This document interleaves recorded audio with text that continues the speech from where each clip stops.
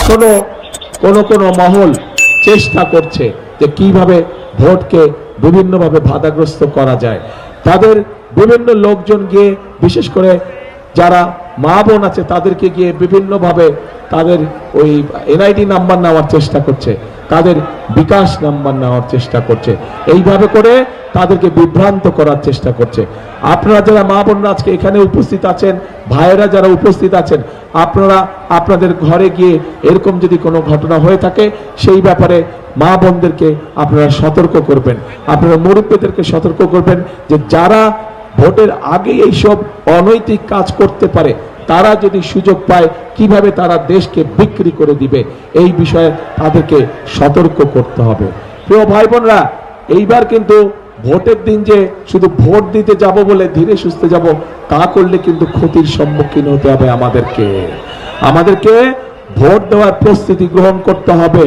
Vote দিতে যে যাবেন সকালবেলায় ভোট কেন্দ্রে, এটার প্রস্তুতি গ্রহণ করতে হবে আগের দিন থেকে এই প্রস্তুতি গ্রহণ করতে হবে, যাতে আপনার ভোটে অন্য কেউ আপনার নাম দিয়ে সিল মেরে না আসতে পারে। এই ব্যাপারে সতর্ক থাকতে হবে এবং যার যার এলাকার ভোট কেন্দ্র, সেই ভোট কেন্দ্রে আপনাদের সতর্ক দৃষ্টি রাখতে হবে, যাতে যারা যারা ভোট দিতে চাচ্ছে, যারা যারা ভোটার, অবশ্যই তাদের ভোট দেবার অধিকার আছে, কিন্তু সঠিক লোকটা ভোট দিচ্ছে নাকি অন্য কোনো এলাকা থেকে এসে তার নাম দিয়ে কেউ ভোট দিচ্ছে, এই ব্যাপারে আপনাদেরকে সতর্ক থাকতে হবে।